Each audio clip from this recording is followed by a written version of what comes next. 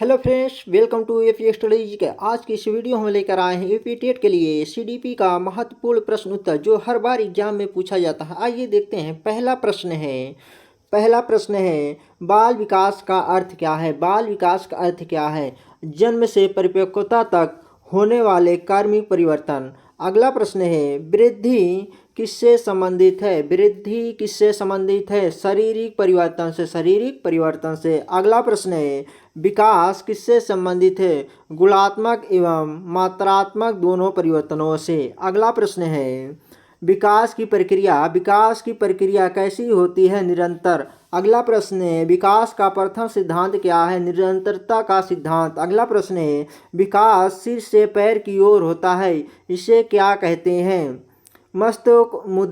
मस्तकोमुखी सिद्धांत। अगला प्रश्न है विकास केंद्र से बाहरी अंगों की ओर होता है, इसे क्या कहते हैं। निकट दूर सिद्धांत। अगला प्रश्न है विकास की सबसे तीव्र अवस्था कौन सी है। शैशवावस्था। अगला प्रश्न है शैशवावस्था की अवधि क्या है। जन्म से 6 वर्ष तक।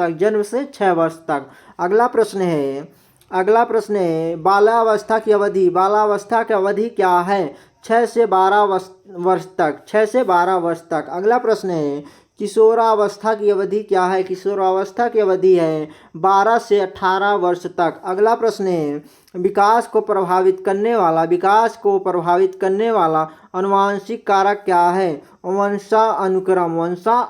अगला प्रश्न है विकास को प्रभावित करने वाला बाहरी कारक क्या है। वातावरण। अगला प्रश्न है बालक का प्रथम विद्यालय कौन है। परिवार। अगला प्रश्न है समाजीकरण की शुरुआत कहाँ से होती है। परिवार से। अगला प्रश्न है विकास का कौन सा पक्ष सोचने से संबंधित है। संज्ञानात्मक विकास। अगला प्रश्न है विकास का कौन सा पक्ष भावनाओं से संबंधित है। संवेगात्मक विकास। अगला प्रश्न है विकास का कौन सा पक्ष संबंधों से संबंधित है। सामाजिक विकास। अगला प्रश्न है विकास का कौन सा पक्ष बोलने से संबंधित है। भाषा विकास। अगला प्रश्न है पियाजे किस विकास से संबंधित हैं। संज्ञानात्मक विकास से। अगला प्रश्न है पियाजे का जन्म किस देश में हुआ था। स्विट्जरलैंड में। अगला प्रश्न है पियाजे के अनुसार विकास की प्रथम अवस्था कौन सी है। संवेदीगमक अवस्था। अगला प्रश्न है संवेदीगमक अवस्था की आयु क्या है। 0 से 2 वर्ष। अगला प्रश्न है वस्तु स्थायित्व की अवधारणा किस अवस्था में विकसित होती है। संवेदीगमक अवस्था में। अगला प्रश्न है पियाजे की दूसरी अवस्था कौन सी है। पूर्व संक्रियात्मक अवस्था। अगला प्रश्न है पूर्व संक्रियात्मक अवस्था की आयु क्या है। 2 से 7 वर्ष। अगला प्रश्न है प्रतीकात्मक चिंतन किस अवस्था में विकसित होती है। पूर्व संक्रियात्मक अवस्था में। अगला प्रश्न है पियाजे की तीसरी अवस्था कौन सी है। मूर्त संक्रियात्मक अवस्था। अगला प्रश्न है मूर्त संक्रियात्मक अवस्था की आयु क्या है। 7 से 11 वर्ष। अगला प्रश्न है संरक्षण की अवधारणा किस अवस्था में आती है। मूर्त संक्रियात्मक अवस्था में। अगला प्रश्न है पियाजे की अंतिम अवस्था कौन सी है। औपचारिक संक्रियात्मक अवस्था। अगला प्रश्न है औपचारिक संक्रियात्मक अवस्था की आयु क्या है। 11 वर्ष के बाद। अगला प्रश्न है अमूर्त चिंतन किस अवस्था में विकसित होता है। औपचारिक संक्रियात्मक अवस्था में। अगला प्रश्न है कोहलबर्ग किस विकास से संबंधित है। नैतिक विकास से। अगला प्रश्न है कोहलबर्ग ने नैतिक विकास को कितने स्तरों में बांटा है। 3 स्तरों में। अगला प्रश्न है कोहलबर्ग का प्रथम स्तर कौन सा है। पूर्व पारंपरिक स्तर। अगला प्रश्न है कोहलबर्ग का दूसरा स्तर कौन सा है। पारंपरिक स्तर। अगला प्रश्न है कोहलबर्ग का तीसरा स्तर कौन सा है? उत्तर पारंपरिक स्तर। अगला प्रश्न है वाइगोत्स्की किस विकास से संबंधित है? वाइगोत्स्की किस विकास से संबंधित है? सामाजिक सांस्कृतिक विकास से। अगला प्रश्न है अगला प्रश्न है जेडपीडी का पूरा नाम क्या है? Zone of proximal development. अगला प्रश्न है जेडपीडी की अवधारणा किसने दी है? वाइगोत्स्की ने। अगला प्रश्न है स्कैफोल्डिंग का संबंध किससे है? वाइगोत्स्की से। अगला प्रश्न है सीखने का अर्थ क्या है? सीखने का अर्थ क्या है? व्यवहार में अपेक्षाकृत अस्थायी परिवर्तन। व्यवहार में अपेक्षाकृत अस्थायी परिवर्तन। अगला प्रश्न है प्रत्यय एवं भूल सिद्धांत किसने दिया? थर्नडाइक ने। अगला प्रश्न है थर्नडाइक किस देश के मनोवैज्ञानिक थे? अमेरिका के। अगला प्रश्न है थर्नडाइक का प्रमुख नियम कौन सा है? थर्नडाइक का प्रमुख नियम कौन सा है? थर्नडाइक का प्रमुख नियम कौन सा है? प्रभाव का नियम। अगला प्रश्न है तत्परता का नियम किसने दिया? थर्नडाइक ने। अगला प्रश्न है अभ्यास का नियम किसने दिया? थर्नडाइक ने। अगला प्रश्न है शास्त्रीय अनुबंधन सिद्धांत किसने दिया? पावलोव ने। अगला प्रश्न है पावलोव किस देश के थे? पावलोव किस देश के थे? रूस के। अगला प्रश्न है पावलोव का प्रयोग किस पशु पर आधारित था? कुत्ता पर। अगला प्रश्न है घंटी और भोजन का प्रयोग किससे जुड़ा है? पावलोव से। अगला प्रश्न है क्रियात्मक अनुबंधन सिद्धांत किसने दिया? स्किनर ने। अगला प्रश्न है स्किनर बॉक्स का संबंध किससे है? स्किनर से। अगला प्रश्न है पुनर्बलन की अवधारणा किसने दी? स्किनर ने। अगला प्रश्न है सकारात्मक पुनर्बलन क्या है? सकारात्मक पुनर्बलन क्या है? पुरस्कार देना। अगला प्रश्न है नकारात्मक पुनर्बलन क्या है? अप्रिय स्थिति हटाना। अगला प्रश्न है अंतर्दृष्टि सिद्धांत किसने दिया? कोहलबर्ग ने। अगला प्रश्न है कोहलबर्ग ने प्रयोग किस पर किया?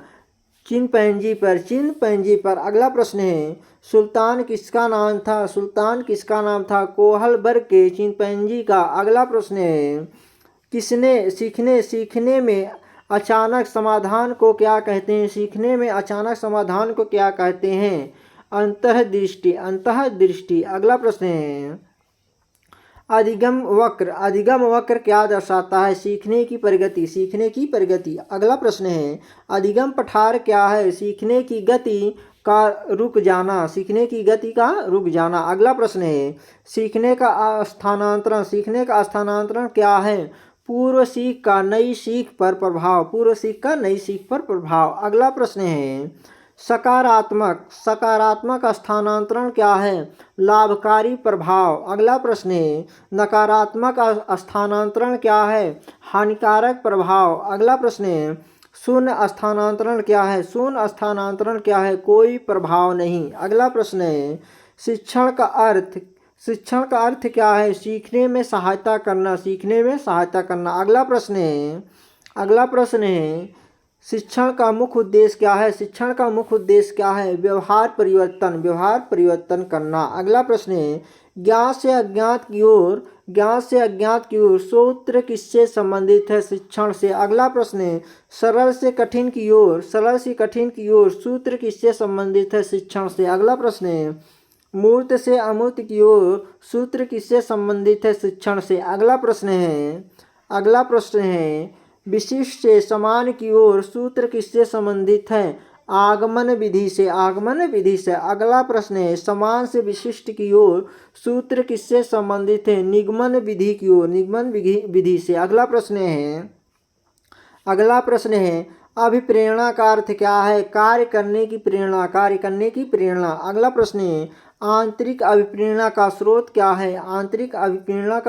है? स्वयं व्यक्ति। अगला प्रश्न है बाह्य अभिप्रेरणा का स्रोत क्या है? बाहरी पुरस्कार। अगला प्रश्न है सीखने में अभिप्रेरणा का क्या महत्व है? सीखने की गति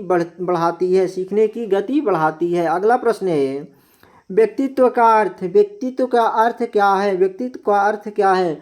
व्यक्ति के गुणों का समग्र संगठन। अगला प्रश्न है व्यक्तित्व मापन की प्रमुख विधि कौन सी है? प्रश्नावली विधि। अगला प्रश्न है अंतःमुखी व्यक्तित्व की विशेषता क्या है? अंतःमुखी व्यक्ति का विशेषता क्या है? कम सामाजिकता। अगला प्रश्न है बहिमुखी व्यक्तित्व की विशेषता क्या है? बहिमुखी व्यक्तित्व की विशेषता क्या है? अधिक सामाजिकता। अगला प्रश्न है उभयमुखी व्यक्तित्व क्या है? अंतर्मुखी वह बहिर्मुखी का मिश्रण। अगला प्रश्न है बुद्धि का अर्थ क्या है? बुद्धि का अर्थ क्या है? सीखने एवं समस्या समाधान की क्षमता। अगला प्रश्न है द्विकारक सिद्धांत किसने दिया? स्पीयरमैन ने। अगला प्रश्न है स्पीयरमैन के समान कारक को क्या कहते हैं? जी फैक्टर। अगला प्रश्न है बहुबुद्धि सिद्धांत किसने दिया? गार्डनर ने। अगला प्रश्न है गार्डनर ने कितनी बुद्धियों का उल्लेख किया? 8 बुद्धियों का। अगला प्रश्न है त्रिनेत्री सिद्धांत किसने दिया? स्टर्नबर्ग ने। अगला प्रश्न है विश्लेषणात्मक बुद्धि का संबंध किससे है? समस्या समाधान से।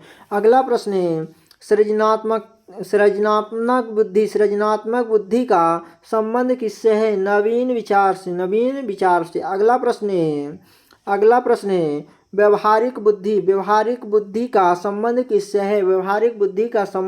है? वास्तविक जीवन से। अगला प्रश्न है मानसिक आयु की अवधारणा किसने दी? बीने ने। अगला प्रश्न है CCE का पूरा नाम क्या है? Continuous and comprehensive evaluation. अगला प्रश्न है CCE का उद्देश्य क्या है? सतत मूल्यांकन। अगला प्रश्न है समावेशी शिक्षा का अर्थ क्या है? सभी बच्चों को साथ पढ़ाना। अगला प्रश्न है प्रतिभाशाली बालक की मुख्य विशेषता क्या है? प्रतिभाशाली बालक का मुख्य विशेषता क्या है? उच्च बुद्धि। अगला प्रश्न है सृजनात्मक बालक की मुख्य विशेषता क्या है? मौलिकता। अगला प्रश्न है वंचित बालक किसे कहते हैं? आवश्यक अवसरों से वंचित बालक को वंचित बालक कहते हैं। Thank you friends. वीडियो अच्छी लगे चैनल को सब्सक्राइब और लाइक करें। जय हिंद दोस्तों।